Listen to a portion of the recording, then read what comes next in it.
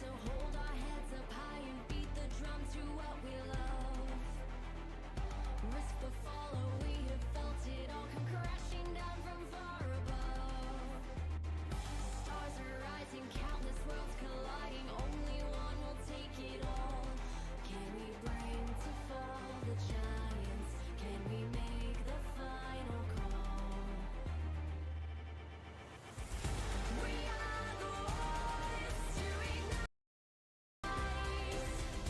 the champions of a world that we define. A soul ray of the few who rise up high.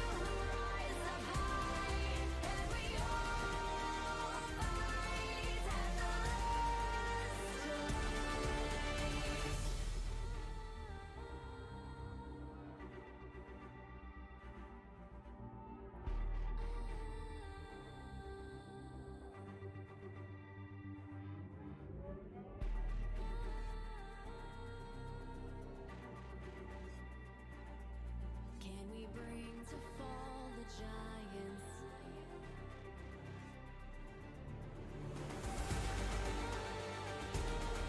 Can we bring to fall the giants?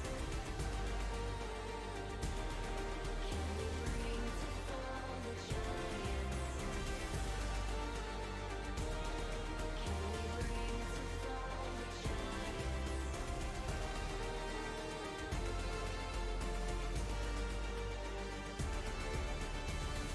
We are the ones to ignite the darkened skies. The champions of the world that we defy.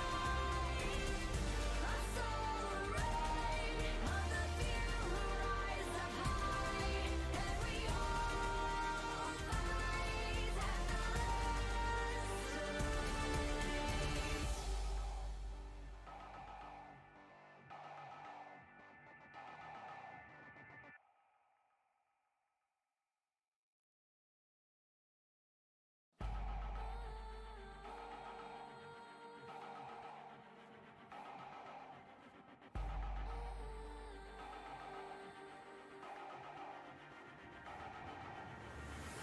Do we fight to hold our heads up high and beat the drum to what we love? Risk the fall, oh, we have felt it all come crashing down from far above. Stars are rising, countless worlds colliding, only one will take it all. Can we bring to fall the giants?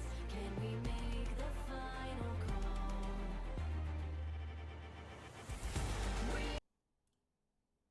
Okay, we have started.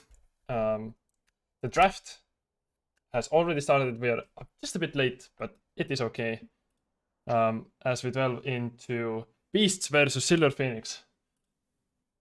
Already, right off the bat, we see some bands that we haven't seen before, as Thresh and Ezreal. I suspect those are comfort picks. Also Dalia. And on the Silver Phoenix side, the usual bands as Jarvan and Orianna. And I do think the Bel'Veth is a comfort one. Yeah, hi from me as well. Welcome back to the quarters, or rather, welcome back to Manta Cup, but quarters have started, right? I was looking at the bans, and every single game against Beast Team Esports, the bans have usually been Bel'Veth, Senna, and Hecarim. So Silver Phoenix have actually done their homework probably, and the Bel'Veth is like 100% ban against Beast, it seems. Orianna, Jarvan are probably like the two bans that have been really strong in the tournament, so an adjustment there. And the Nico first pick, which is interesting to see. Yeah. Okay, the Syndra lock coming in, and I think we have already seen once this, right? We have seen the Nico Nocturne that the Beasts played against Emerald Punishers, and that was Yeah. really successful for them. It's going to be interesting to see if the Silver Phoenix actually tries to deny the Nocturne or if they go something different. Mm-hmm. Okay, Xayah pick coming in. ADC, the neutral one. Also with Nocturne once more. And maybe we see, I reckon, an ADC, since we Beasts also have seen Silver Phoenix's Xayah. ADC and jungle would make sense. The only thing is that last time that they took the Nico Nocturne combo, they also got the Xayah on red side on 3, and Xayah is actually really good into the Nico Nocturne combination. So I'm actually a little bit surprised they still decided to go for the Nocturne, but maybe they think the 2v2 and also the team fighting with the dive is really strong, and then simply add the jinx there perhaps, which makes the scaling a little better, and you can still team fight, maybe get like a frontline support there that can peel the jinx. Yeah. Okay, we see Mark being certain locked here. Still a flex pick, although every single time Mark guy gets locked, it is without a doubt jungle. I swear. I have seen Maokai top in some scrims at slightly higher levels, but it's very rare to see, and usually it's picked like with a jungle idea, and then if enemy team ends up countering it too hard, then sometimes you just put it top and kind of Let it leave it. suffer there.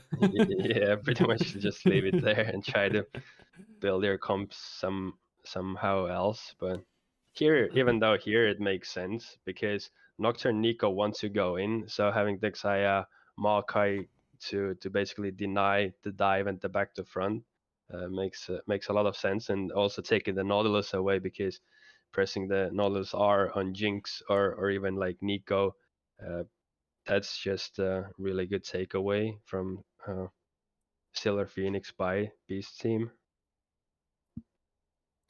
Wait, I might be cooking too hard, but like, imagine this spy check. So, um, I assume you can't Nautilus ult any plants. So, like, you take a point and click ability like Nautilus ult, you just spam R on every single plant, and if one of them pops your ult, then this is it. Am I wrong? Not necessarily, no. It's a spy check. It's a good Yeah, old spy check. that's good. We see the Leona come out now, so they have more engage. They already had disengage, so now they have engage as well. Yeah. I mean, already locked that Maokai's going jungle, I think. Or maybe top, but I highly doubt. But we will see a blind top pick coming in from Beasts, which I... Wait, did they... What did they rock last time? They have played Fiora! Ooh! Chinese okay, top lane? Fiora is actually something we haven't seen by them, I don't think, but he has played a lot of Fiora, so it might be strong. Like the champion he has played previously in the tournament is like a few times of Camille, and then he played Ornn. So Ornn would have made a lot of sense for them as well, with the engage and just creating a front line for the Jinx, and then the Nico Nocturne Ornn can all engage, but Mm-hmm. Makes sense. that's a Kali top lane, by the way.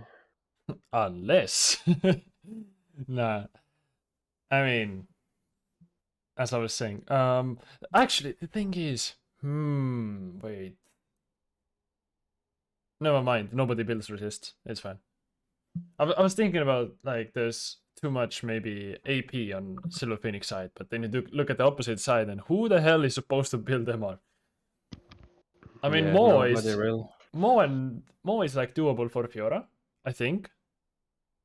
Should be fine, right? Possibly. But then again, the top lane picks are really quite interesting because there's just too high value for something like Ornn that he has played previously. Just go front to back, Nico against side lane, Nocturne denies any split push from Silver Phoenix, and then because you deny the split push, then you can just force them to play 5v5s against you, and you have a really good 5v5 with the Ornn, with the Renata, Nico, Jinx. So a little curious that they actually opted for the Fiora blind and kind of make it like a 4-1 comp that's more like pick oriented, but now like your Jinx has very little front line, so it's mostly about playing for like picks and Jinx resets rather than just playing like a more versatile team fight comp, I would say. Mm-hmm.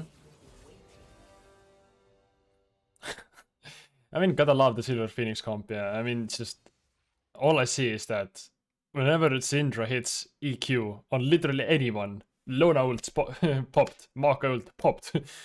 Try moving now.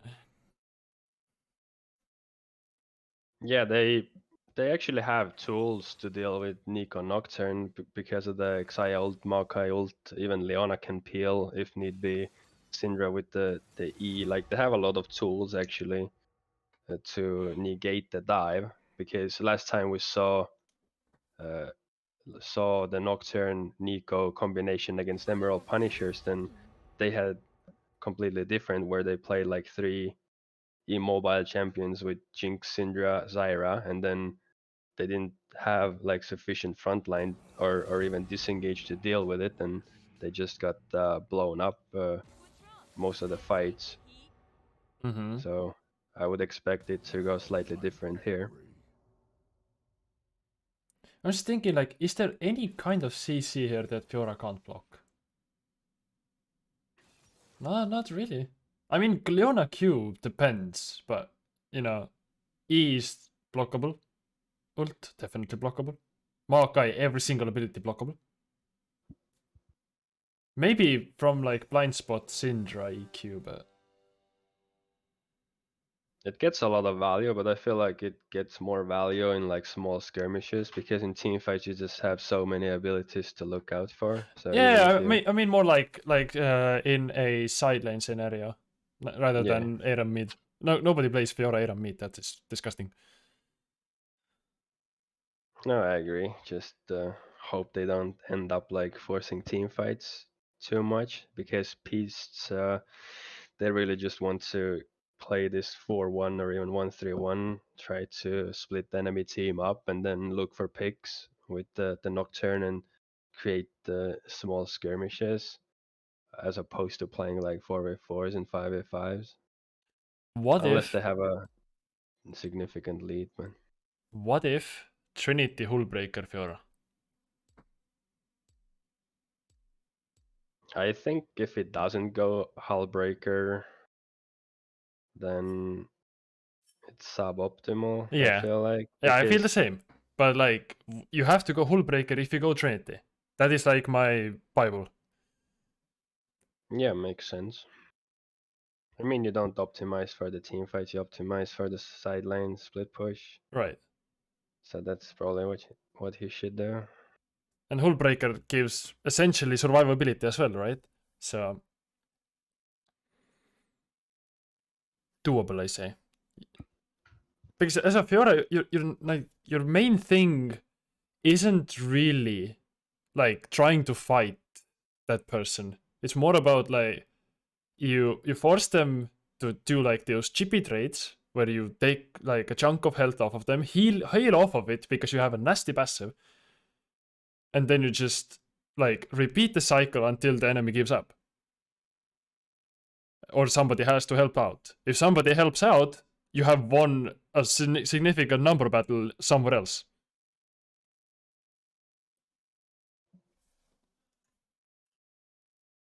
That's my theory anyway.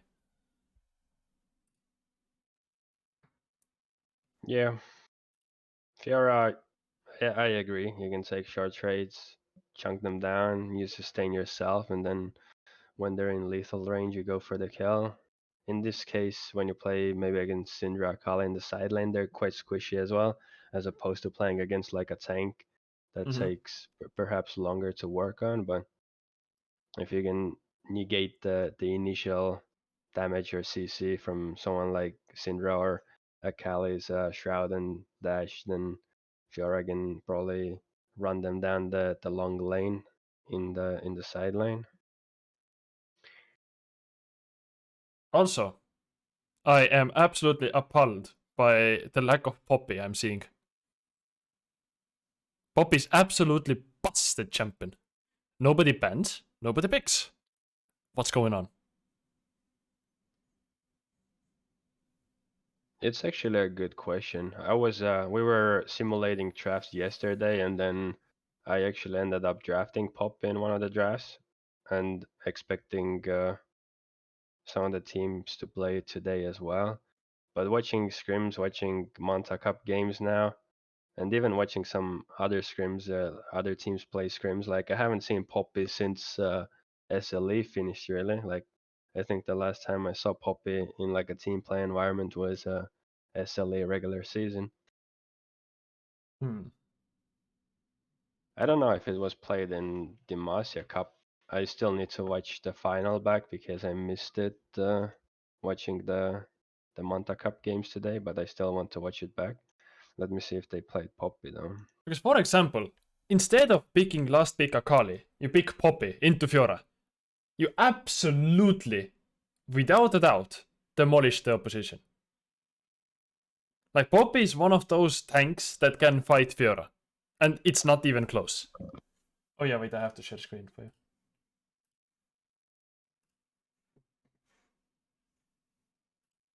To be fair, I have seen Poppy jungle more in a team play environment. Yes, I it's feel like, flexible even.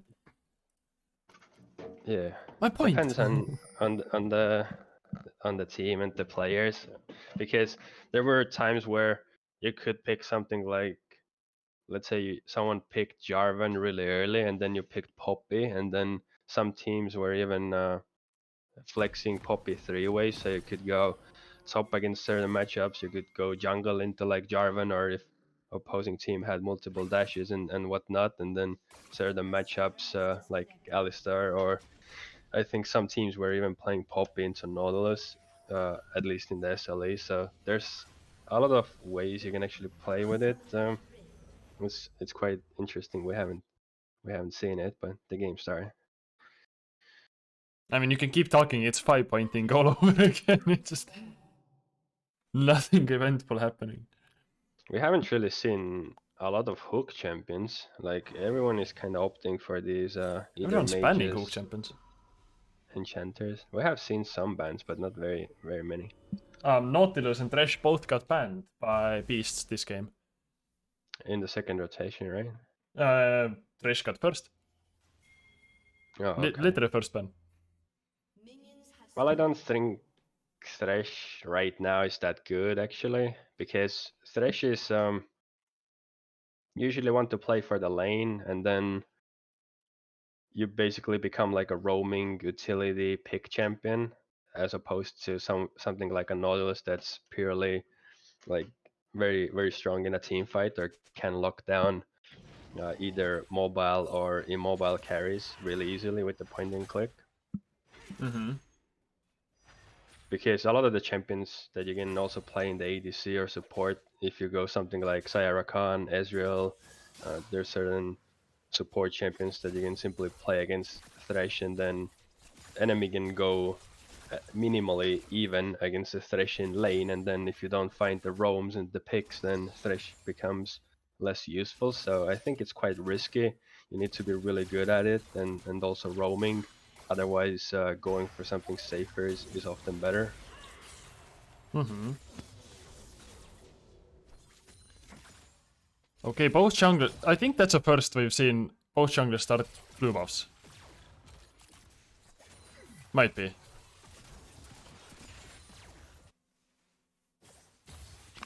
I think we saw 741 start blue on Brand when they played on red side. But other than that, it's been quite a few red buff starts. Yeah. I think this game nobody leashed either. Like we have some Okay, teams. Buggy, see the flash from play. Buggy gets the root in and WAP goes down for the first blood. That's a really good find.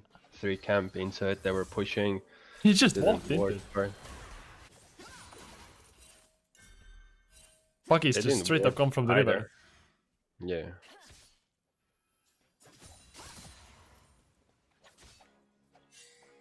I'm not usually a big fan of 3 camping to one side, unless you intend to invade the opposing side as well, because when a team is decent, they're gonna ward, or they're not gonna push that aggressively without a ward, and then if you don't get the kill and you don't get the invade, then you just fall severely behind in tempo in the jungle. Mm-hmm. But if you can find the kill, obviously you get the lane ahead, and then being behind in jungle isn't that big of a deal. But it's like kind of high risk, high reward in a lot of situations. I mean, it has mostly worked so far, from what we've seen. That's also true.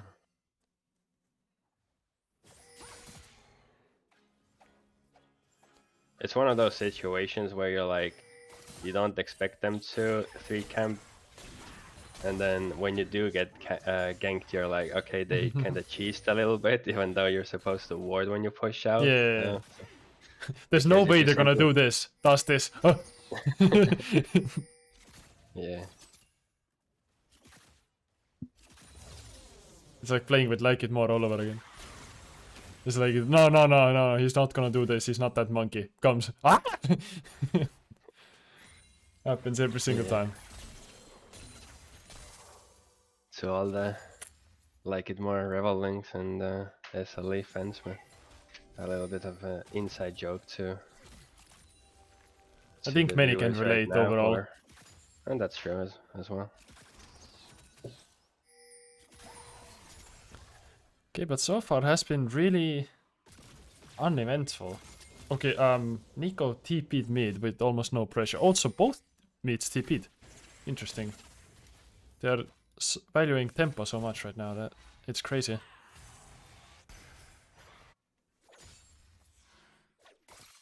It's also that in mid lane you don't get a lot of value for the TP unless you use it for tempo. Like there's often no like places you can TP to the side lane without losing a bunch of waves. So it's like unless you get like a really good recall and you can not TP and still have tempo, then a lot of the time someone, or rather one side, is gonna TP, and then you want to match the TP to remain the same tempo as the opponent. Okay, Buggy. I see you, I see you. It's coming in. Wop gets caught again. Leona E comes into. But Flay gets stuck by traps. He might get out. He might get out. Yeah, he gets out, he gets out. Since Flay got stuck in stuck in the what's it called? Is that booby trap? I don't know what those are called. Okay, Night Fury. Wait, that's Danny. Never mind. I got bamboozled as well. Danny got the pick. Danny with the big ultimate and a good roam as well. Even I got bamboozled. That means it worked. That's a good play. He might lose like a wave, but still punishing the aggression from Silver Phoenix and not getting the pick on WAP. Good trade back there.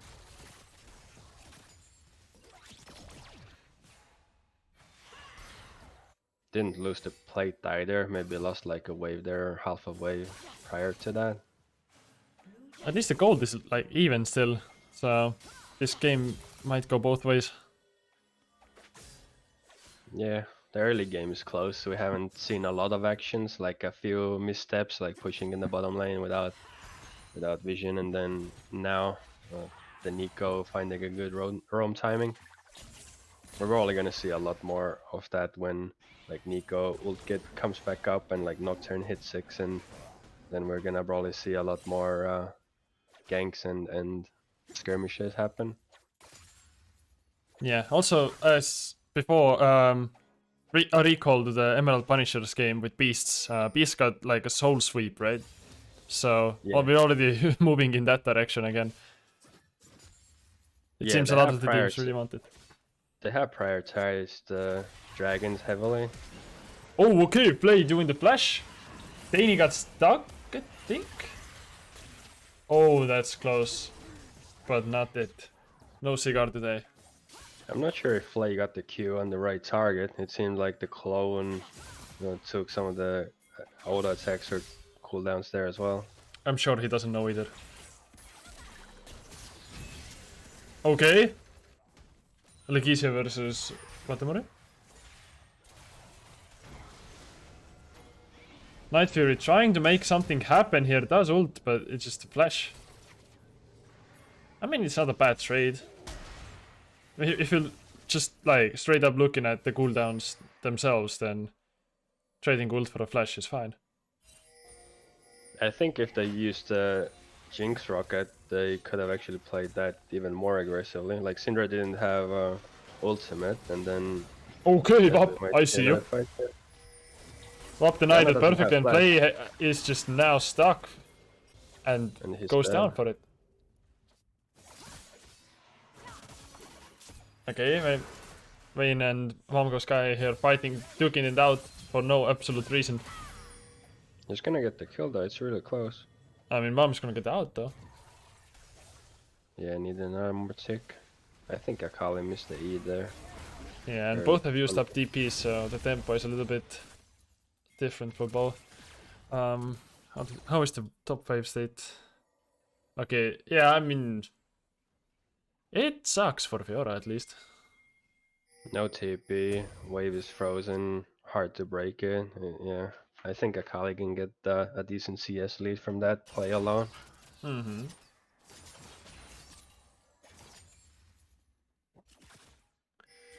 It feels like Silver Phoenix is falling behind some of the plays, like they're reacting to what the opponent is doing and then being indecisive with like, do we want to contest? Can we contest? And then messing up in the setup or the contest and then giving up like a kill here or a kill there. And then if they keep doing that, might fall behind quickly, but Mm-hmm.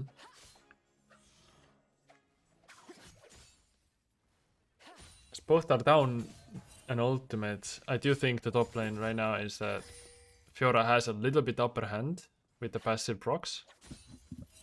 Else on the map, it's kind of even.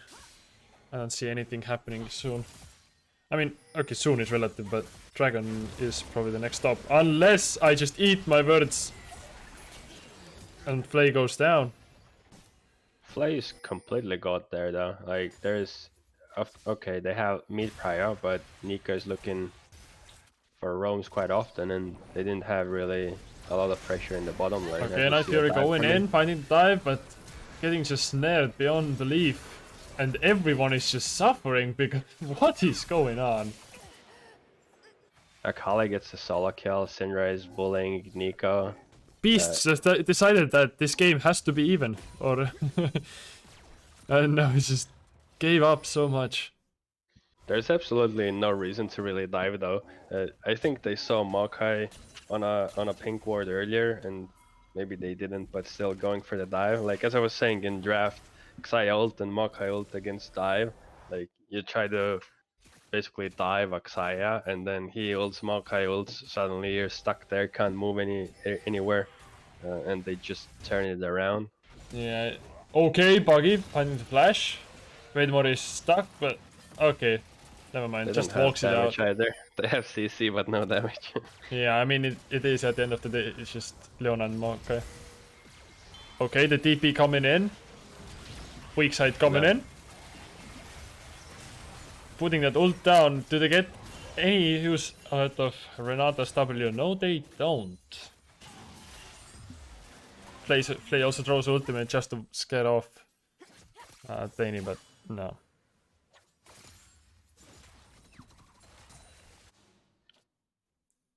Silver Phoenix should look to get control of the dragon though. They got the first kill, try to clear the waves and go contest some vision.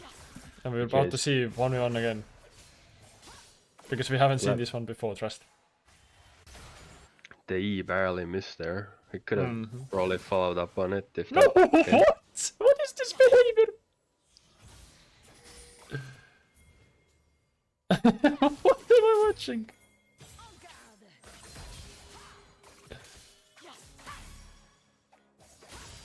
Oh, okay. That's a lot of action. Okay, Danny getting 2-man ults both going down here. And I don't think Alanesia is escaping it either. So, this probably means that they get the second dragon. Which seemed unlikely at the time when it spawned. But here we are.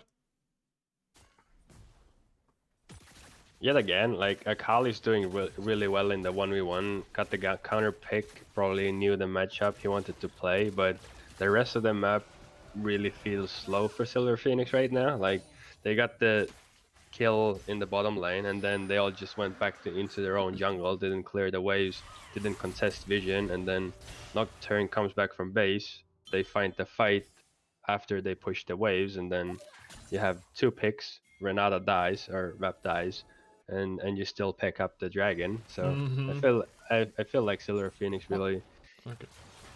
needs to work with the waves more and try to get some map control. And we are again watching the top 1v1 for no reason. Okay, Wop gets absolutely deleted. There is just no way out of it. Buggy finds the CC and finishes the deed. Daney That's here all I love. coming to test his luck again. Vap is getting caught a lot this game, just face checking in situations where he doesn't have vision or doesn't see people or opposing players on waves, like clearing them, should pick his timings better. Feels like supports are like playing their own game. Different from everyone else. It's Also a top common laners. mistake, and it's a common mistake and really easy to make. As a support, it's basically like you want your carry to push the wave, and then when enemies show on the wave, that's when you go to ward. But if you go to ward too early, like you basically face check into fog, and then it's like a coin flip. Are they there or are they not there? And if they're there, you die. So Yeah, it's it's just... Ooh, very simple transaction. truly.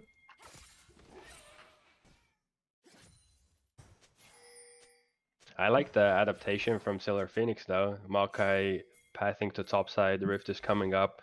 Akali is already doing well in the lane, so perhaps they can shift the supports over. Okay, Night Fury jumping on to here. Weak side here and getting that pick down. Daney also following up well with the ultimate. I mean, I gotta love the coordination though.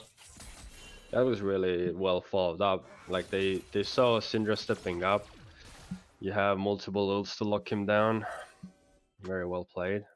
And that's what they needed to go for the Rift as well, because if they don't find that pick, then a colleague can join the team. The 4v4, it's still gonna be really close.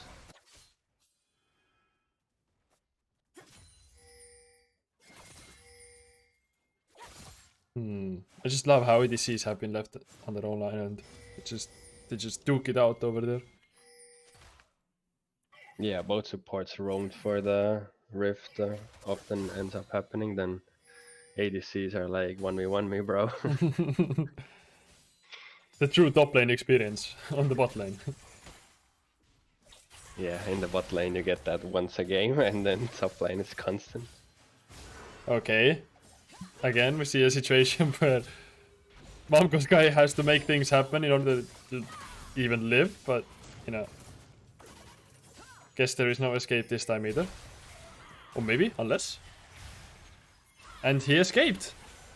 I'll be damned. Also, Wop just walking out with sliver of HP, but there's just danger everywhere and you can't go anywhere. Daney got hit by the middle of it, and now EQ follow up from the not big side.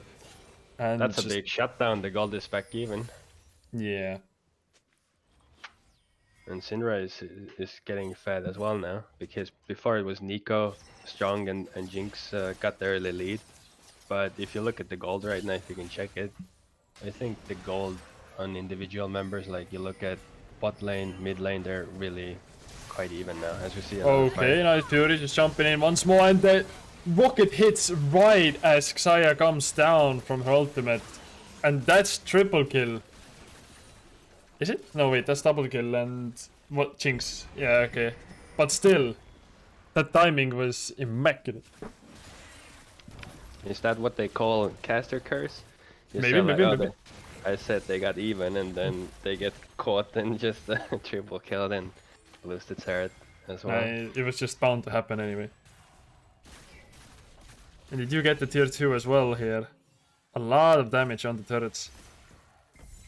Oh wait, that's Daney. Daney gets another jump onto the Syndra. Oh, dodges the EQ. But also, thanks to that, gives up the chase. Can't get the kill, but it's still forcing it back. Maybe even coming out of No, it's really good because like okay, maybe not because Syndra has TP, but especially like before Dragon, it just makes space essentially. Because looking at the fact that Nico has less gold than Syndra, and with that situation, she can push out Syndra from contesting Dragon, that's good. Oh, Night Fury jumping in again. But no, wait, Daney gets another snare. They get a lot of hits onto Vayne, and Buggy, I has to flash out. There is just no other way to live.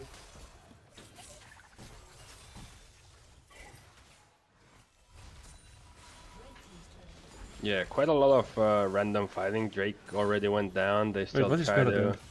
Fiora is pushing middle. Like Akali TP, it's he just took the tier 3. Should roll it back and they can play for tier 1 bottom top probably. I mean, the map Even is though so open now.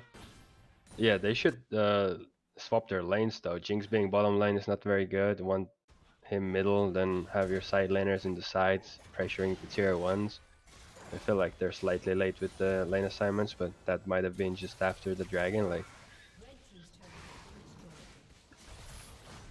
Yeah, I think they just wanted to clear waves and then just send Jinx mid as she's going right now. Okay, but Dani is gonna get punished in a second, isn't she?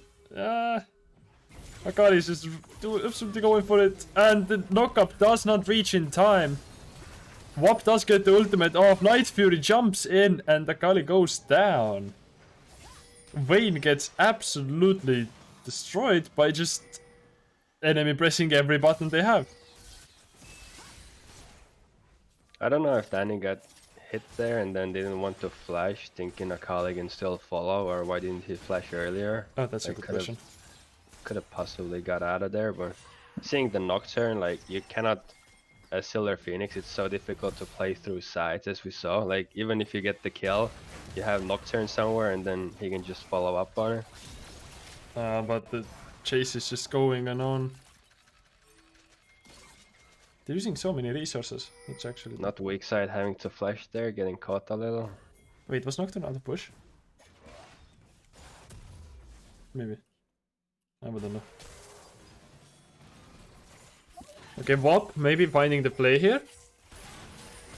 Making the CC happen, and Dani gets a nice ultimate. No damage whatsoever though. And we see Night Fury also jumping in. Everyone's dumping their damage onto play, which doesn't make any sense because it's just a beefy character. 1-for-1 trade, both supports going down.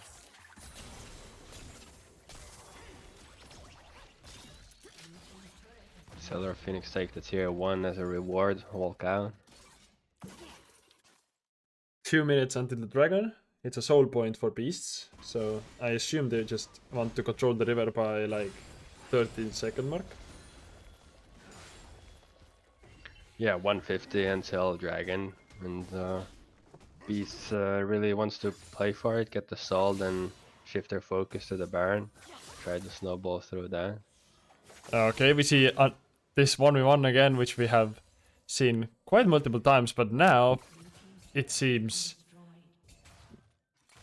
Ghost Guy has gotten just so much gold that it doesn't matter anymore. Can just fight it. I'm really curious to see if either team tries to use the soul as a bait, like Beast going for the Baron, thinking Silver Phoenix might try to contest the dragon and go for the dragon, then they might pick up the Baron instead, or if Silver Phoenix goes for the Baron, trade for the soul, or if it's just like a 5v5 play at the dragon. Yeah, I mean with Maokai, it's just insane objective control. So I do think they must be prepping already, or at least like planning to do it any second now.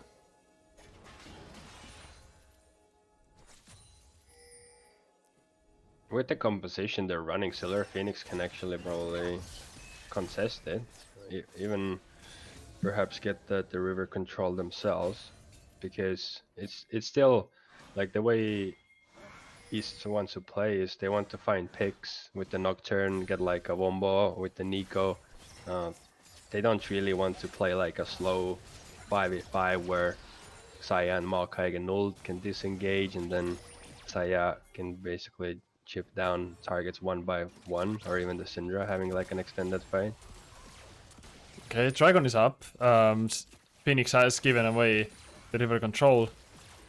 So I do think this fate is perhaps sealed. They need to be, Silver Phoenix needs to be really fast with the the clear in the contest, otherwise it's gone. Okay, and now the smite comes down to Night Fury gets this. Okay, another bolt's coming out underneath. He gets need to ult out of everything as well, but it seems that beasts have gotten a bit too fed over the course of the game and just cleared up this whole parade and do end up going Baron, I believe. Yeah, they have 3 people up. One can tank. Nika still has TP when he comes up. Renata W is gonna give more attack speed, and with Nocturne Fiora they have enough damage. In that fight though, we saw how Silver Phoenix actually got the river control temporarily, then they gave it up completely.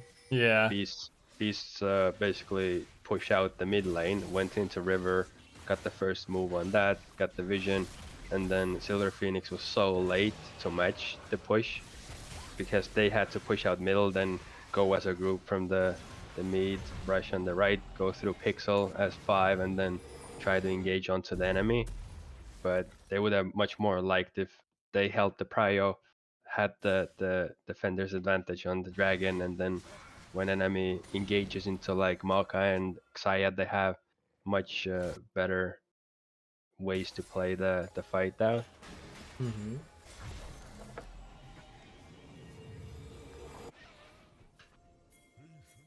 Yeah, I mean, the biggest regret I feel they have is that they took the river control and just walked out on it.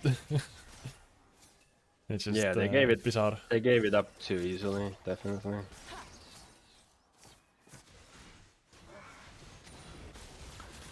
And now we're at a moment where beasts have both soul and baron, so they can probably take any 1v1 or equal numbered fight the enemy can throw at them. And you have the Nocturne, so Silver Phoenix has a really difficult time finding any picks. Nocturne can just turn the lights off and maybe even collapse into the fight. Very difficult to find picks for Silver Phoenix.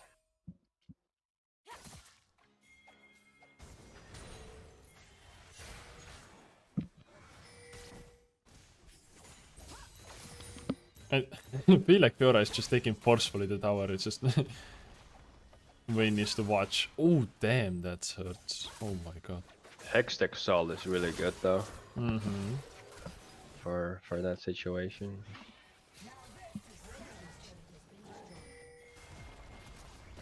Okay. Beasts do end up, I think, taking. Oh wait, they can't get this tier 2. And also, Danny gets hit with Maokai's CC and maybe Leona's, but I think he dodged it. And now, Night Fury coming in from downtown, getting those 2 CCs in, and that might be the game. Like, if they just push mid right, that is the game. Akali doesn't have any way clear enough threat. They didn't and even need to clear the mid, Hextech they just go from top. push down and get the game. Yeah, because like Jinx also pops off with excited stuff, so. And Yeah, that's there's game just 1. no escape. That is indeed game 1. It was fairly equal for about like 10 minutes, and then it's just started to roll out of control slowly. I think the biggest thing was that Nocturne got like fed, and he could be like everywhere essentially, which scared everyone. That's the second time we've seen Nocturne Nico combination, and that seems to be really strong. So I don't.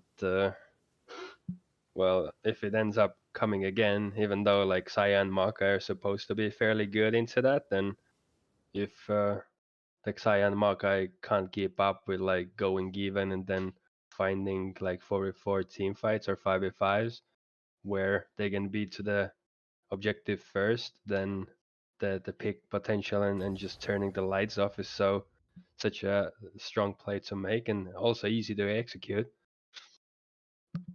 Yeah. Easy to execute. It's just I want this guy down. Okay, go. Yeah, I mean the problem with Nocturne, or rather playing against Nocturne, is that comms need to be really good and really clean. Like someone needs to communicate where the Nocturne is, which way you want the fight to move. You need someone to peel back for the carries, and also you need to be aware of other threats. So if you don't have really clean communication, then playing against Nocturne is quite difficult. Mm-hmm.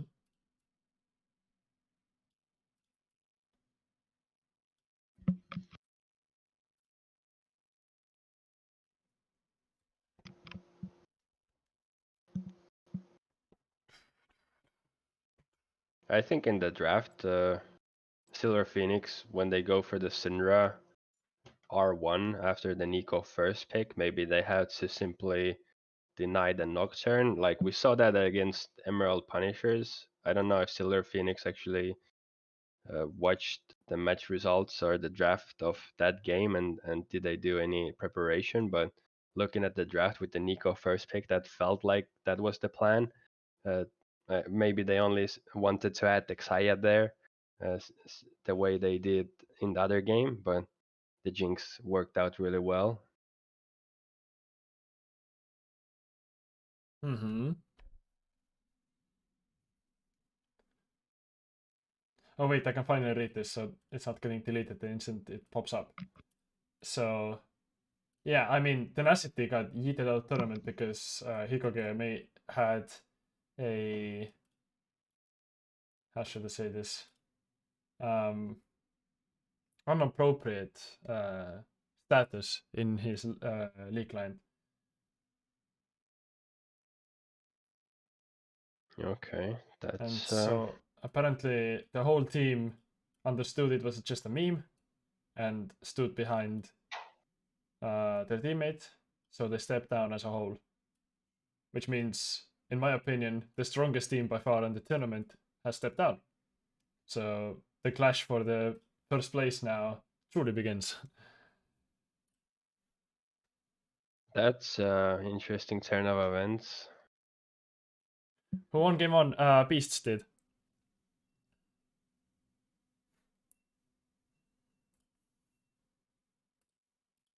It was a close game until everyone realized that Soul is about to be taken. And they took Soul as well. So it was no longer close.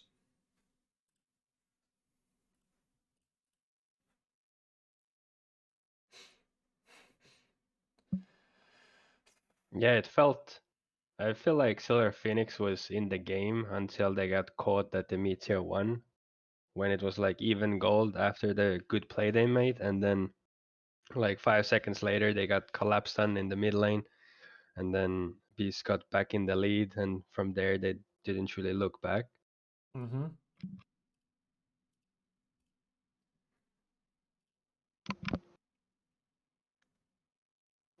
I think the most important thing to see is gonna be draft if they make adjustments, because I don't feel like they can give up the the Nico Nocturne combination, and maybe they need some more early agency, like either go for like a more early oriented jungler or go for like a early enabler in the support role that can be aggressive and maybe roam or take over the bot lane, just have more map control early.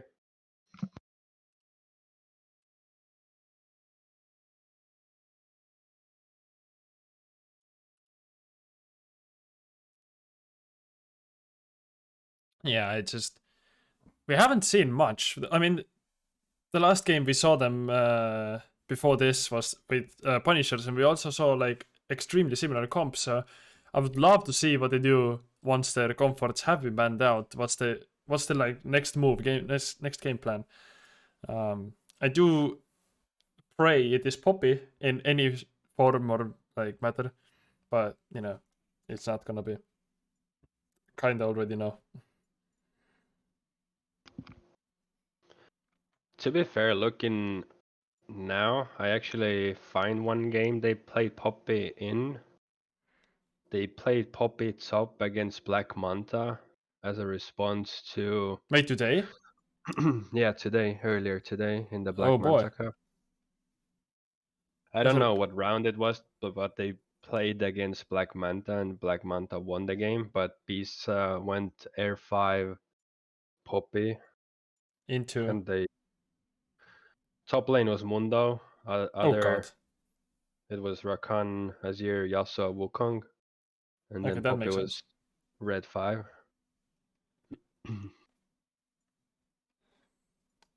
I mean, the matchup is terrible, but you know, rest of it is fine.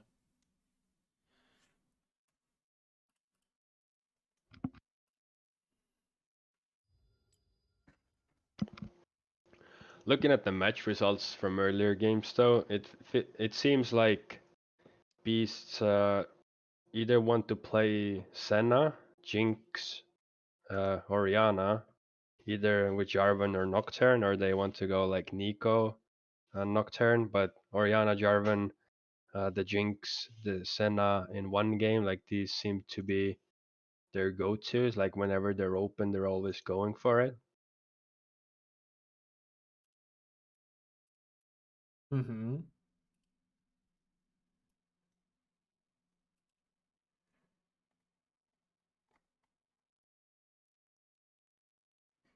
Right now, I'm I'm looking at what Silver Phoenix has played that has been successful for them, and it seems like they like the Syndra in the mid lane. They like perhaps Wukong and some more aggressive bot lane like Kai'Sa Rakan might be their options.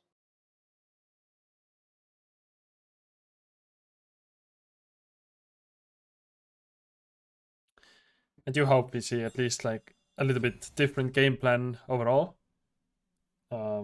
regardless of champions. But I mean, I guess it mostly comes down to um, like the discipline itself.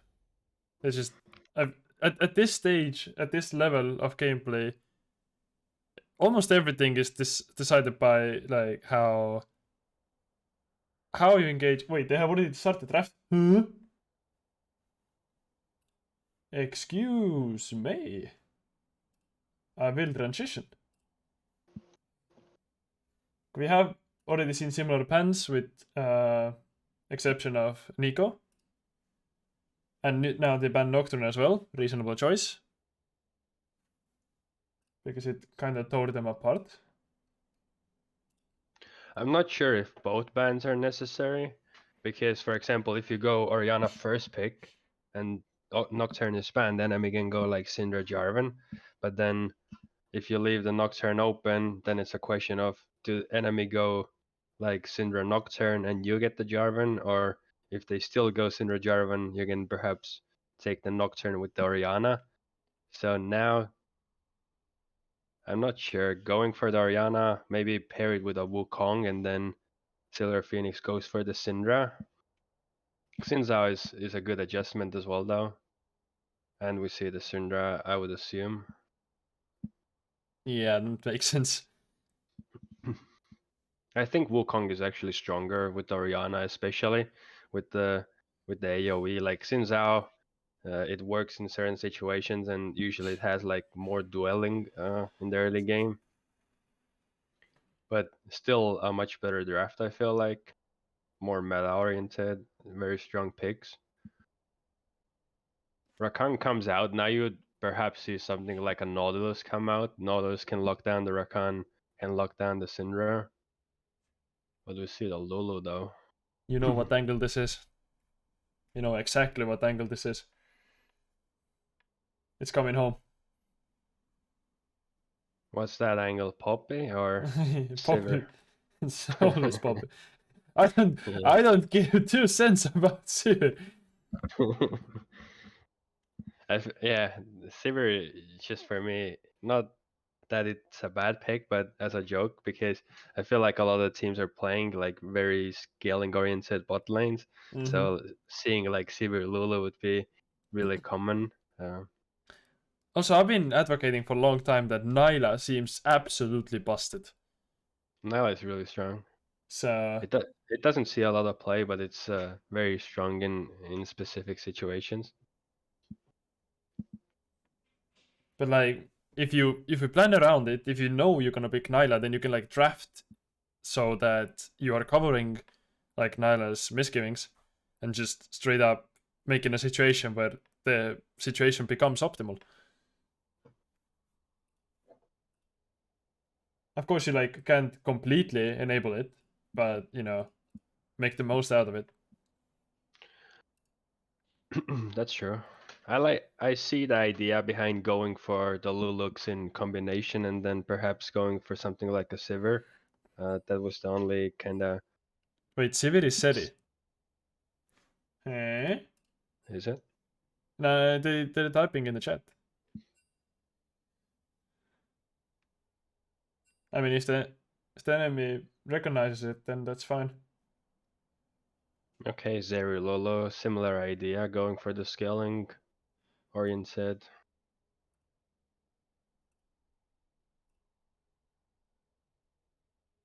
I personally would have liked something like Nautilus on 3, and then you can still take the ADC on 4, have the counter pick top, but then you have kind of more uh, engage and lockdown, because right now you're only kind of engages Xin with the Orianna ultimate. Mm-hmm.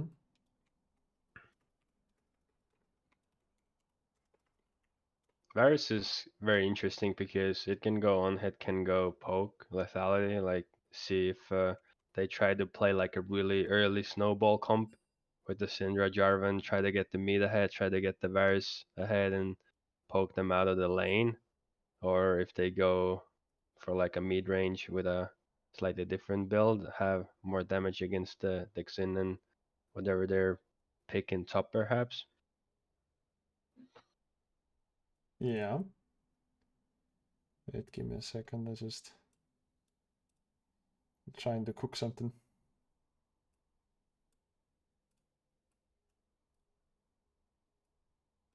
Silver Phoenix has had success with that Kali though. Like they seem to really prioritize that, even blind picking it. Mm-hmm. There was one game they played against Evils. I think the Akali that Vayne played in the top lane went 11-1 and absolutely carried the game. So he seems to be confident with that pick, blind picking it and being ready to pull it out in an important game that they can't afford to lose.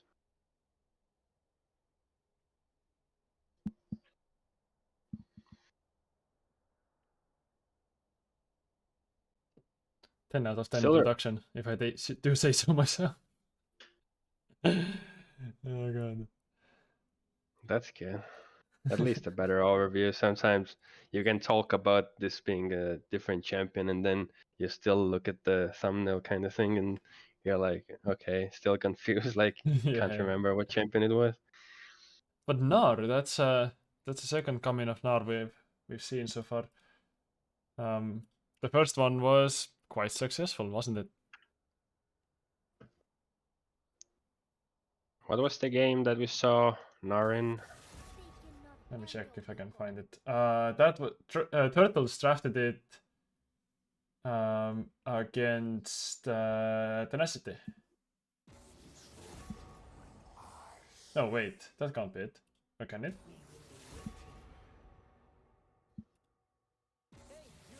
I think something is I'm not missed. so sure. I feel like we saw Nar, but I can't remember what game it was in. Oh wait, wasn't it against Yasuo?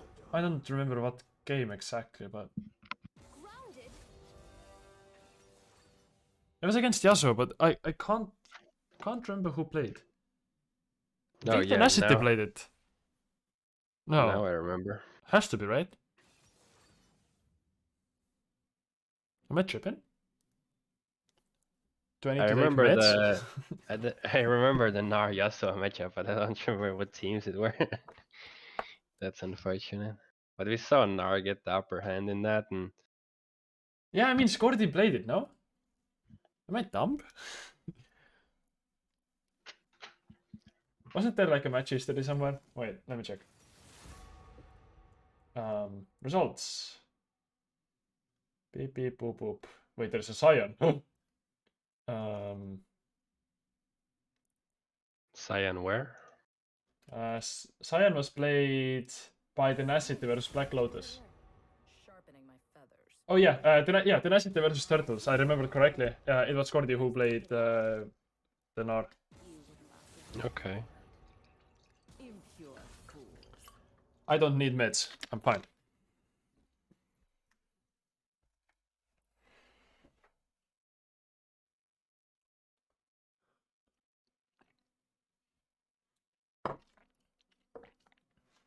No, but you can't tell me there's Akali, Rakan, and Jarvan in the same team, and Poppy wouldn't be smashing it. Absolutely.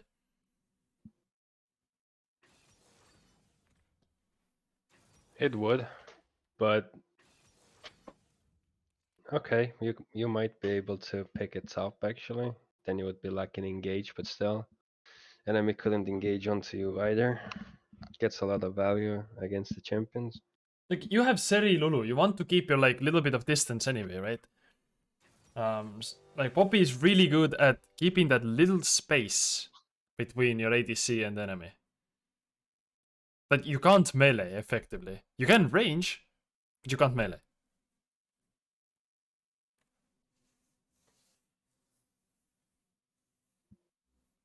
I know you like Poppy. You don't have to sell it to me anymore. Well, I hope we see it in one of the games. Perhaps not. Maybe in game 3 today, but Like I see how this advocated goes. Kench, and Kench became somehow like maybe not SLE's meta, but like it certainly had its spot. I I kind of made it happen. I was actually talking to Noin for after today's games, after round 5, and I I know people have played Tom Kench top, like Timo plays it, Loss in Rebel Links played it, and Broly still plays. I'm still not a huge fan, I'll be honest, because my problem with Tom Kench in the top lane is that you like Tom Kench wants to do one of two things. Either you want to front line and use the E as like a buffer shield, maybe go in and kind of front line for your team, or you want to use the R defensively to kind of negate like dive onto your backline, like position a carry that you have in the backline. But the way you're positioning, like either you're frontlining and you're unable to R the backline, or Mm-hmm. if you're sitting in the backline and like being in position to R someone, then you're not really frontlining for your team or creating space. So that's my problem with Tom Kench in the top lane. It's like when you play support, Tom Kench, you have a very specific purpose. Like you're in the middle line, you're playing off tank, and then you're always kind of like the buffer between front line, and you're still able to like ultimate your carry to reposition them. But when you're supposed to be in like two places at once, like you're Yeah, supposed I to know what front you line mean. and then you're supposed to like R your back line as well. When you play top Tom Kench, then kind of feels sometimes a little uh, weird in that sense, or doesn't always work out. Yeah, I do feel like you need an ADC who can play about like this medium to close range. Like here comes in where I advocate Nyla. I do think Seri is great with Gensh. You know, stuff like that. It's like this not melee range yet, but close enough. Yeah, either a different ADC, or you need a composition that simply all want to dive in, and then let's say you have like Samira, Nilla, even Kaisa can work. You Samira. have a Kali, yeah, all those type of champions that want to dive in. Then Tam Kinch dives in with them or before them, and then whoever from them gets low, you just eat them. But you're kind of all diving in. Like that can be an idea to theory craft as well. Yeah.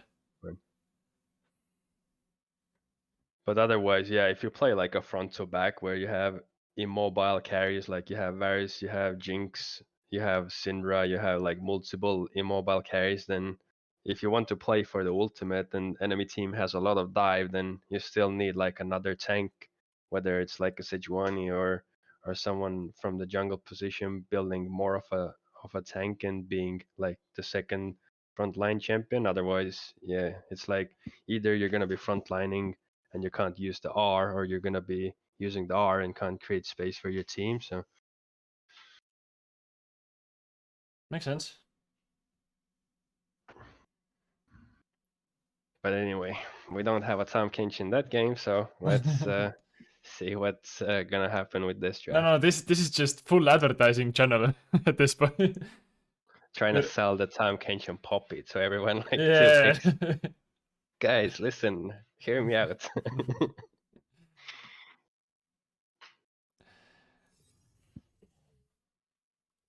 Okay. Give me a second.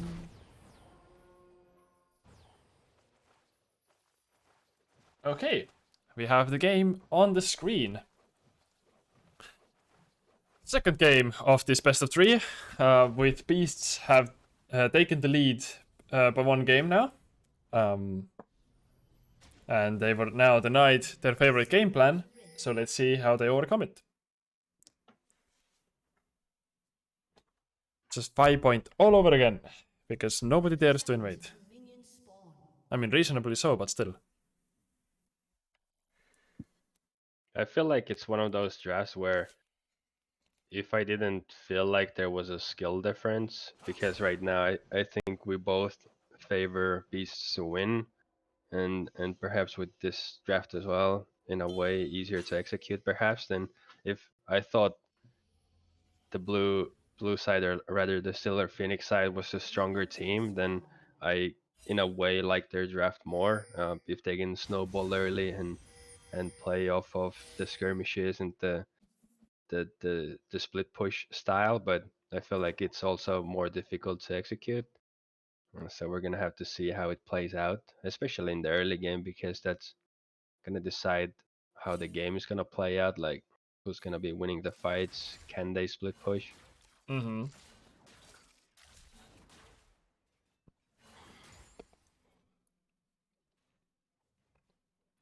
I've seen there's like a whole lot of precision rune trees being used. Total of 6 of them.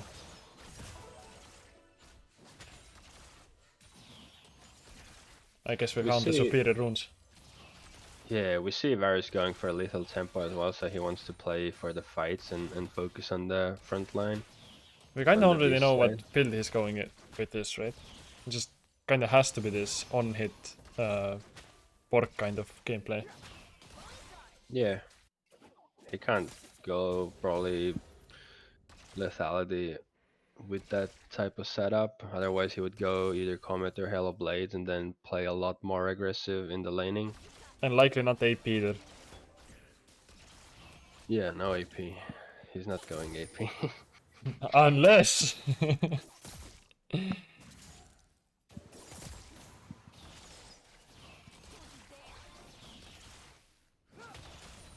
A friend of mine plays Varus like religiously, and he has like explored almost every combination possible. And he still likes lethality most. I think lethality suits Varus a lot. Okay, Vayne. Looking at, again, this 1v1s going on in the top lane. I swear, like, Mom guy didn't learn like a thing from the last game. That's a solo kill, and the flash is down. That's just- huge. I just don't get it. Nar is ranged. Why all in? What is going on? Vayne seems to be proficient on Akali though. They, as I said, like in the draft, going for it blind, and then the one game they had against Evil, was it Evils? Yeah, against Evils that I mentioned, he went 11-1, and even last game, like even though his team wasn't doing really well, then he was still kind of popping off on the Akali early. So definitely something to pay attention to and see if they can play through. Makes sense. Both tops using the TP. For example, if Jarvan looks for a path top and looks for a gank, if Gnar dies again without the TP now, then that could be huge. Or even if the Akali gets like a solo kill again. Do we see Yeah. Jarvan wrapping around? Oh, wait. What the Javan doing? He's close to Mega. I don't know if they want to wait it out first. The wave is gonna freeze, so it's very tough for Gnar. And Xin is nowhere near. Now the question is, how long is Buggy willing to wait? Okay, now he saw the Javan. And he's done. Takes the wave, which is actually the most sensible decision here. Because he fixed the wave for himself, pretty much. Did he get to crash it completely? Yeah. Oh, okay, that's something. Yeah. Like, I'm always telling people that, like, especially in top lane, the kills themselves don't make the biggest difference. Waves do, and the wave states specifically. It's like, you can die a lot and still be fine if you manage to, like, save your waves. The only problem is if the opponent gets kills and wave both. Yeah, then it's doomed. Then it's doomed. You FF. Yeah. Because that's gonna be a huge problem for beasts now. Nar falling that Yeah. far behind, and it's not like it's over. They still have the other side to play through, and Ori and Zeri with the Lulu are gonna scale well into the team fights. But if I said I expect Silver Phoenix to play really aggressive early, have some more early agency, as opposed to the Maokai that really didn't have any pressure or map control early, then as we see another fight, but the Shroud just negates any. Yeah. Okay, Xin is really looking for the dragon. Seems it's not the spot. Wait, I'm not sure what actually managed to flash that, but it's weird. I don't know. Anywho, they're looking for the dragon opportunity, as, you know, we've learned that beasts actually just love to do. Syndra isn't moving, so it seems Yeah, like Silver it's Phoenix theirs. is giving it up. And at 6.5 minutes to get the dragon.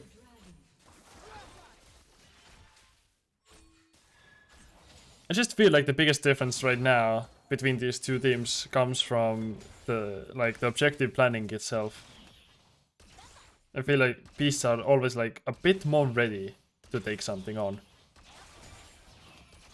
There's a concept, priority objective I have spoken about a lot. It's like you need to pick the objective you're playing for like a minute, 2 minutes, 3 minutes in advance, and then you either set up for it, you contest it, or if you decide to give it up in advance, then you just cross map.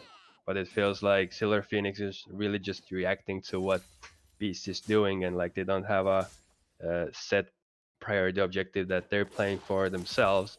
So they're kind of just maybe looking for kills first, and then trying to see what objective they can take afterwards. But they're not really playing for like an objective in mind before the kills or the fights happen. Yeah. Now Herald is coming up in 10 seconds. I might have to eat my words now. Yeah. Having the Rakan roam top, they clearly have a plan to play for the Rift. Okay, but what? Excuse me? Walking where? Wait. He's almost eating up all the damage. What? That was wild. The Oriana shield, Lola shield, there's quite a few shields for buff there, but wasn't 6 and had the heal as well. Used that, but wasn't 6, so couldn't actually get out. So you think with Lulu's ultimate, you could have gotten out? Possibly. It would have been much closer. Okay. Nice Fury, I see you. But Play is just keeping him at bay, but it's... I don't think they can contest though. Yeah, he backed off, Play backed off. But now, wait, Mori. Coming at Alagasia and not getting the kill, but forcing him out and getting the wave is quite enough for him, I think. It seemed like in some of the trades, Alagnasia was taken. Is that the name? Yeah. Yeah.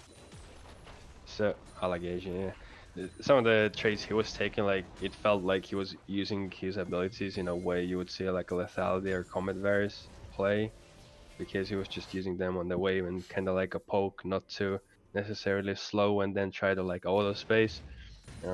Zeri definitely got the better trade in that regard with the ultimate especially. Kid, the support bars have begun. Okay, the top interaction was also kind of weird, but... Wait, what? Did Nar just sell boots? I think he just refunded. He bought them now and refunded, but... Okay. That would be more sensible. But what is he building? Is he going Hullbreaker first? No way. Nar is actually going full Hullbreaker first. Man's kitchen is on fire. I don't think I have seen it, or at least seen it work. I'm not sure. There's an important distinction. Okay, Buggy getting the DQ on the Night Fury. And now Play jumps in, gets Wap. Night Fury gets out with sliver of health left. Vayne is onto him though, and Danny is also right in the middle of everyone. And this is just a pure massacre. The only thing I would like to see here is Syndra actually TP top to cover. Akali stays middle for the time being.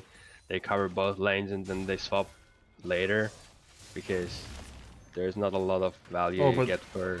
Wait more, just finds Buggy here and I think. Wait, I think Seri popped it from he range. Popped it. He's dead, stupid. Oh boy. That was a little greedy. Just go for the waves, either go for the recall, try to set up dragon because you still want to recall before the dragon comes up. Like there's a 30-40 second window and opponent can come back having their gold spent. So going for the invade a little greedy there, I would say. I mean, yeah. I mean, Waymore has still like 1100 in the pocket, which is not optimal. Also, Wap getting caught here, I think.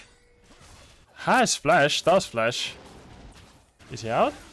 Wait. Wap has been getting caught a lot, like he just wanders off from his team, doesn't really pay attention to who's on the wave and who's missing in fog. As we might see another Orianna flank uses the ultimate. Ooh, Waymore is just sidestepping. That's nice. They have a flank coming as well. Xin is flanking. Ooh. Allegisi does try the ult, but couldn't snare. And the dragon goes to beast still. Night Fury is in quite a good spot. Just try to engage here. Waymore following it up. Gets EQ'd by not weak side. And do they manage? No. It They just get chased down. Only Zeri died, but that was the Syndra ultimate, but well worth it, I say. well worth for Beast, yeah. It's very bizarre play by Silver Phoenix though. You can play for the dragon, the dragon already went down, right? And then they still try to force the fight, keep chasing. Xin comes in a flank, they don't have sufficient vision, and then they split up. Syndra goes one way, they go the other way. The flank comes in, like it seems kind of indecisive by Silver Phoenix there.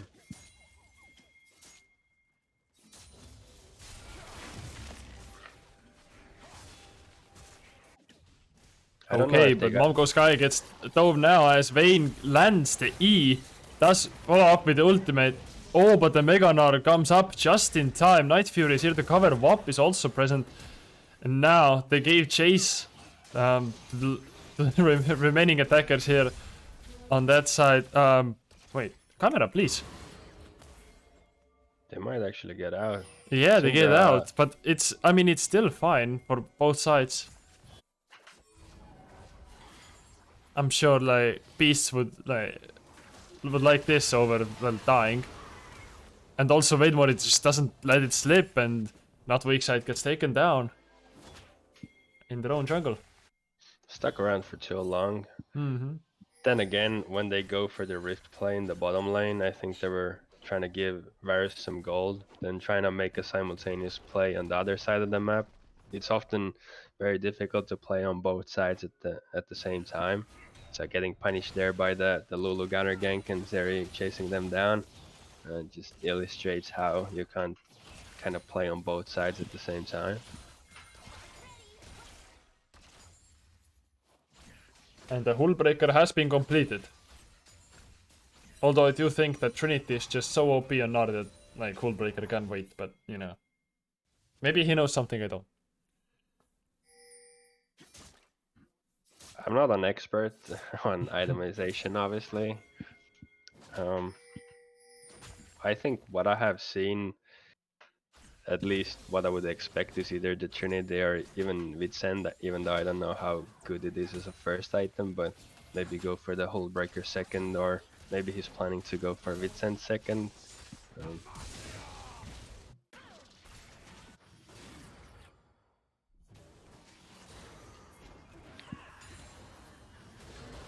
Okay. Not weak side deals exactly 0 damage, but Wop also gets caught once more as Buggy comes in with EQ just to finish him off. But Mongo Sky gets a pick here. Holy. Well, hello, Danny goes down. But Vayne is just picking everyone up as he's mega fed at this point. Nobody can stand up to him. And just Night Fury has to either find an execute angle here or even better a recall angle, but I doubt that's gonna happen. I would argue it's a really bad chase though, even if they get the kill lunks in, and they do. Just pushing top wave, mid wave, go for the rift, try to take the rift, recall into dragon setup. Like now getting an extra kill, they basically gave up. Top wave didn't get the rift. Now they basically have the same tempo, or maybe just slightly better tempo on the dragon. But sometimes you want to give up the extra kill, use the spawn timers you already got, and push them into a greater lead. Yeah, especially now that, you know, they can't even contest top wave anymore because they have to contest dragon. Or, you know, if they contest top wave, they give up dragon. And now we see Vayne go in the upside. Can't contest it anymore. As long as Orianna is there, as long as Danny keeps him in check, there's nothing you can do. Vayne is definitely the strongest member on Silver Phoenix team right now, so they would want to play around the Akali. Still has TP though, but... Oh, now they're moving on. Danny moved down, so now Vayne also gets a chance to move. Night Fury started Dragon, by the way. Like, absolutely alone. He needs to move though, otherwise he needs a TP. Ooh, like but they can still done. hold it on. They got the river control, and now it's really hard for Buggy to make an entrance into the Dragon Pit. And it's a Dragon Soul point for the beasts. Again, like every single game. They just gave it up for free, really. But that goes back to the Xin. Like, they didn't get Rift, they didn't get Dragon. They went for the one What is extra the kill, TP? and Okay. then just gave up map control for one kill. Like, I'm often really critical about playing for kills, but this is just another example. And Herald is still up, and really nothing is stopping from the beasts from contesting this as well. And we see Night Fury going there, but it seems they just care about far more than contesting this one. But Mongo Sky has found Vayne, and in fact, probably goes down. But the question becomes, I think, how many minions can he take before he goes down? How long time does it take? You know, stuff like that. It's just a matter of how much value do you get out of that death. That's not how you get value, that's how you die. I don't know if flashing there was good. He was pretty much dead, and then giving up the flash. Now you're gonna be even more vulnerable in the side lane.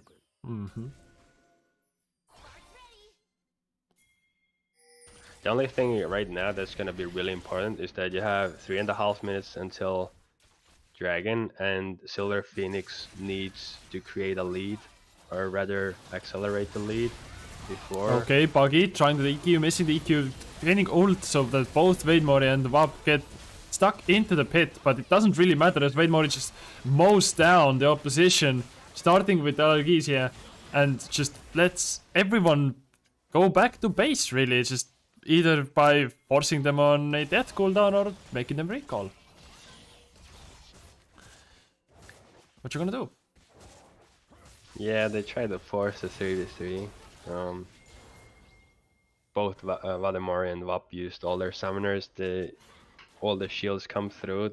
They don't.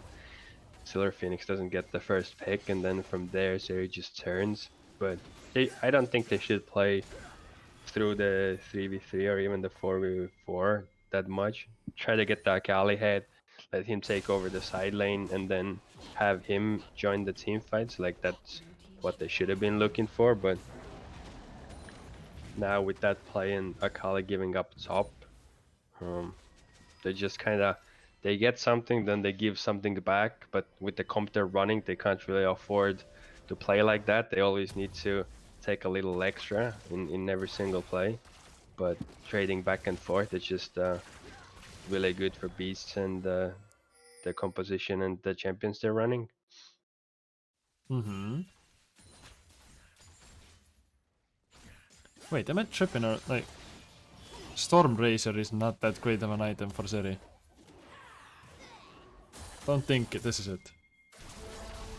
Okay, while meanwhile Vayne just pushing out the moves and Danny's going down. Or wait, Danny flashed out. He's out. That's good.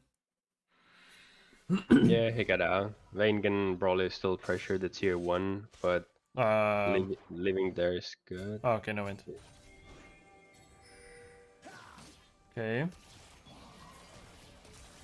Beast to end up taking the tier 1. I think it's like matter of now, where do you bait Vayne to be? Because like wherever Vayne is, you can't fight there.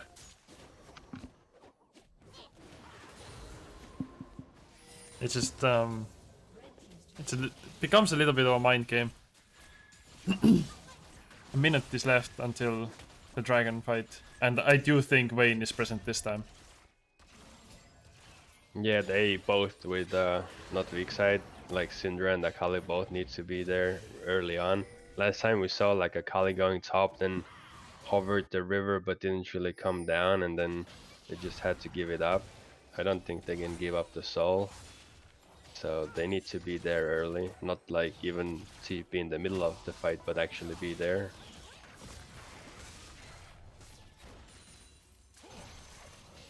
Okay, they doing the moves, getting WAP up, but it's just no follow-up whatsoever, and Play is really low now.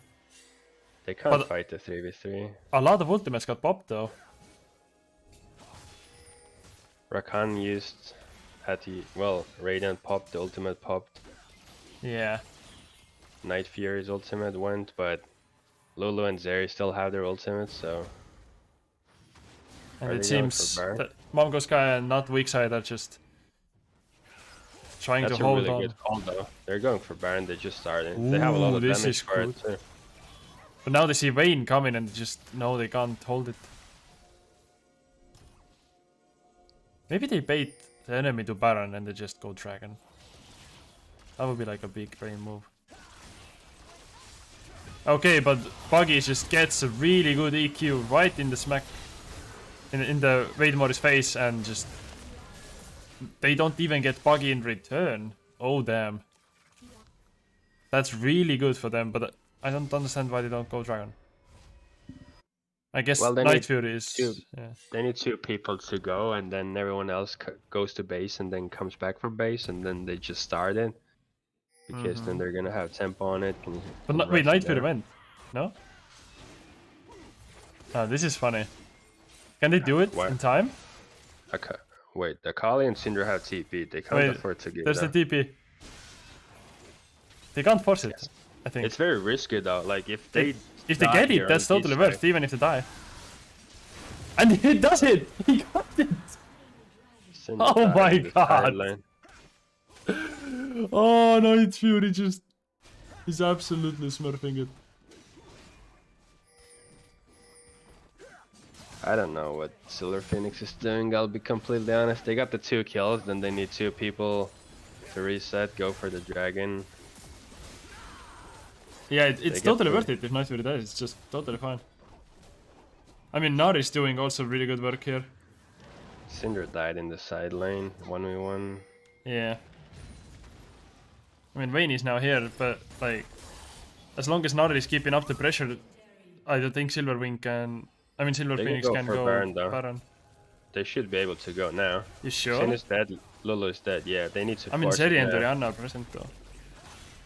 Still, like, they need Gnar the front line for them. Gnar is probably gonna TP back in, then needs the front line, and then they still don't have the smite.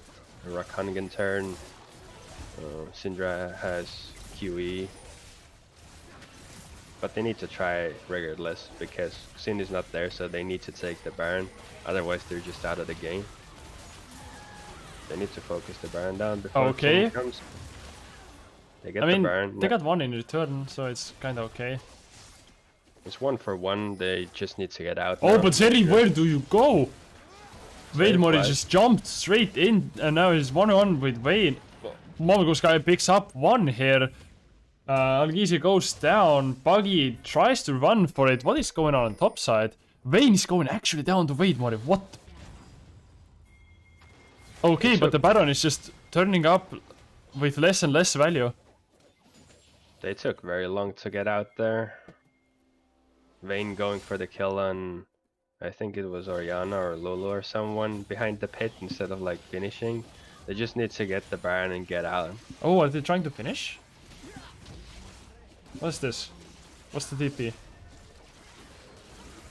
Two dead. Syndra has some wave clear. As long as Silver Phoenix doesn't that's take it. the fight. Interesting shots here. I think the TP was a bit too much, but what do I know? Okay, Buggy looking for a chance. Tries to jump, but gets interrupted by Gnar here. Kinda nasty. Wop gets thrown into the air once more. This is like the 12th time this game or something. Night Fury in the middle of them all tries to kill him. Does in fact succeed quite a bit. Now Vayne 2v1. If he goes down here, this might end. Okay, Vayne Mori gets a little bit too many turret shots. Trades 1-for-1. And where is going? Okay, I don't know. This all seems odd.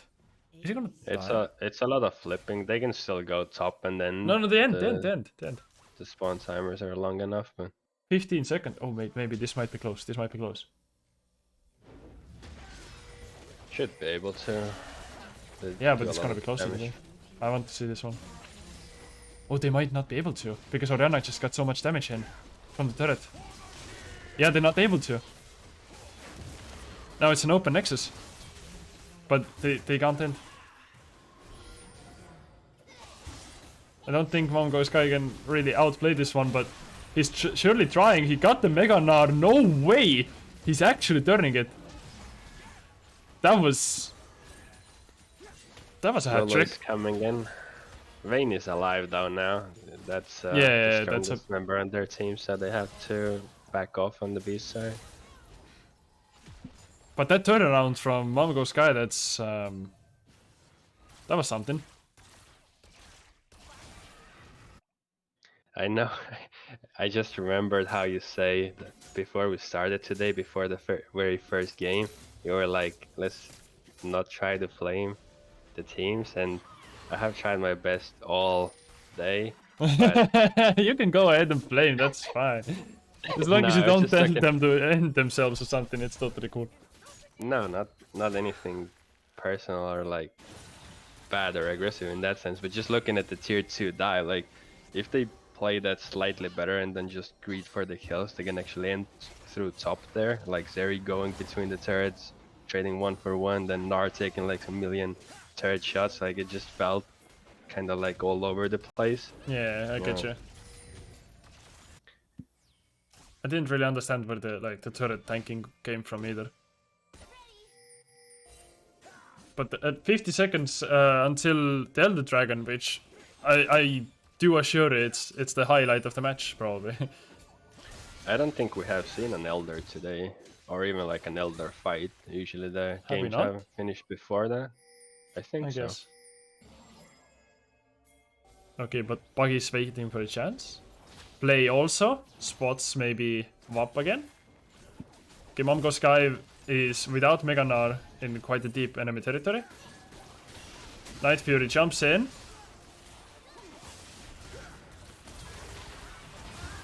is ulting.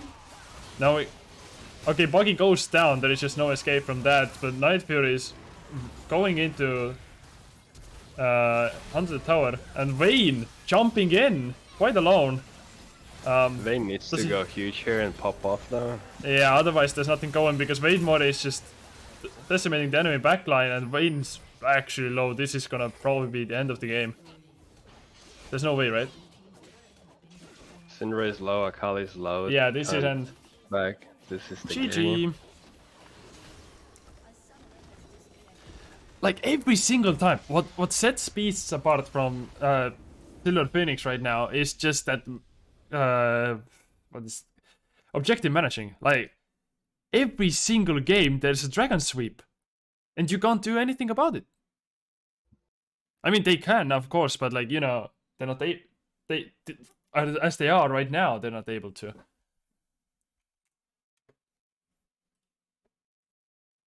So what a match. Yeah, I'll have to agree. Beast had, I would say, decent objective control, but I'm not too sure if it's because Silver Phoenix had quite bad objective control or if Beast actually had good objective control. Like I couldn't really tell that live. I would have to look at the games, but because if they progress through the tournament in playoffs, I feel like there's going to be some other teams, Black Manta, Gucci specifically, for example, who I feel like are better in that regard. Right now, it just seemed really good because because Silver Phoenix was really passive, setting up or even just playing for objectives.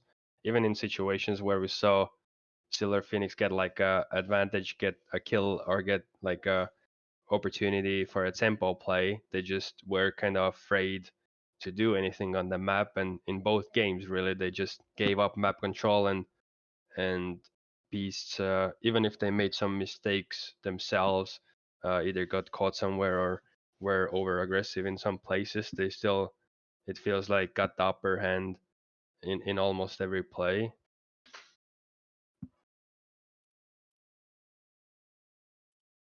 Yeah. It wasn't certain. Like I understand that Nico and Nocturne really enabled their gameplay, but as they showed, it wasn't the champions, and that's what mattered for them the most. Because if it's not the champions, it's really hard to draft against it. I agree. It's I think they can play different champions. I don't know if they can play different styles in a way, because I feel like this tournament, every single team going for scaling and having a good early game has done better. Because, for example, even in this game, I said early, like if there was no skill difference, I would actually favor the left side draft or the blue side draft. But them the way they play is like, okay, we get an advantage and then we give the advantage back, then we get another advantage, then we give the advantage back. Like they can never snowball and can never really utilize the comp they have drafted. And I feel like this is the kind of the theme of the tournament where everyone who kind of drafts scaling fairly easy to execute and at least has some scaling insurance as opposed to going for like a full early game team snowball composition is always going to be favored. Yeah. Didn't even see. The whole tournament we didn't see a single early game ADC. Don't think we did. Yeah. No Draven. No Kalista. No nothing of the sort. But I do get it. Like the scaling is like the safety net in a sense. That even if you play a little bit worse, if you play like a turtle in every sense of the word, then you still have this safety net of time that is counting accounting for you.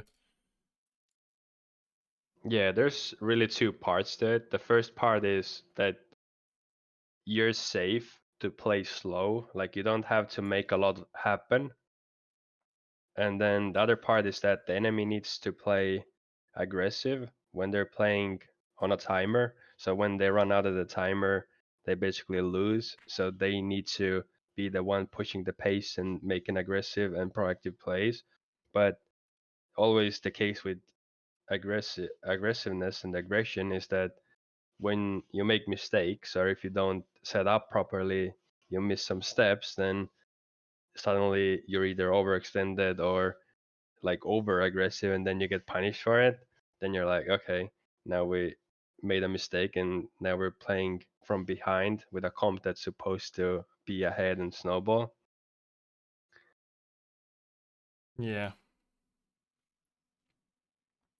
But anyway, those were the games. Beasts got into semifinals. I don't think there's like any safety net for Silver Phoenix right now. I think they're out. I don't think it's double elimination, it's just single and then Yeah. they should be. So Beasts goes on. Phoenix drops out. But those were wonderful games. And thank you for the players. Thank you for anyone watching. Thank you, Linus, for organizing this tournament. And we hope to see you. And letting us cast as well. True! Factual! You and Linus both letting me cast. It's been a nice experience. I, like, after watching these games, I kind of wish I played instead, though. Like, looking especially at the top players, I'm like, I would do this, I would do this, I would do this. I might be a little bit too high ranked. Maybe not right now, but it's fine. For me, it's always because I usually just watch like competitive and try to like coach and analyze. Then I don't play a lot. Sometimes I play solo queue perhaps, and then when I don't play but I watch games or like cast or just even watching streams or competitive, I always get this like temptation to play and like be, oh, I would want to play this tournament myself or I would want to scrim myself. So it's Yeah. always this And then you temptation. play, But and then you be disappointed in yourself and be like, ah, shit. yeah, oftentimes that's what happens. Yeah, that motivation surge really fades away if you actually play. I think it's partially because, for example, in my case, I would set really high standards for myself. So it's like if I played, I would want to play at a fairly high level and like take it really seriously. But I also know that I'm not really inspired or like don't really have a goal as a player or never really wanted to play at a high level. So it's like, okay, if I don't have a goal, then it's difficult to like reason myself to put in the time and effort to actually be good. And when you hold yourself to like a higher standard, then playing at a lower level just doesn't feel like good use of time. Or Yeah, I get you.